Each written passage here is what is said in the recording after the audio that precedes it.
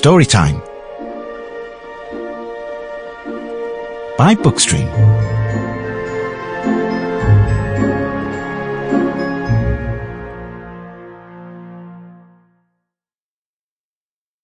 The Red Shoes by Hans Christian Andersen.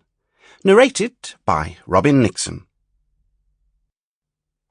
There was once a little girl who was very pretty and delicate, but in summer she was forced to run about with bare feet. She was so poor, and in winter wore very large wooden shoes, which made her little insteps quite red, and that looked so dangerous. In the middle of the village lived old Dame Shoemaker. She sat and sewed together, as well as she could, a little pair of shoes out of old red strips of cloth. They were very clumsy, but it was a kind thought. They were meant for the little girl.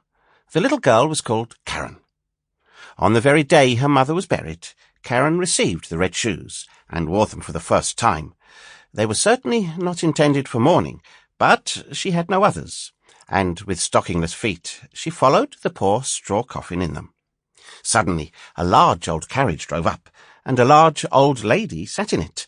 She looked at the little girl, felt compassion for her, and then said to the clergyman, "Here, give me the little girl.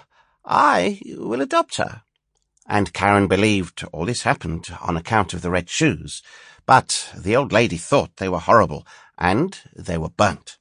But Karen herself was cleanly and nicely dressed. She must learn to read and sew, and people said she was a nice little thing. But the looking-glass said, "Thou art more than nice, thou art beautiful." Now, the Queen once travelled through the land, and she had her little daughter. Sample complete. Ready to continue?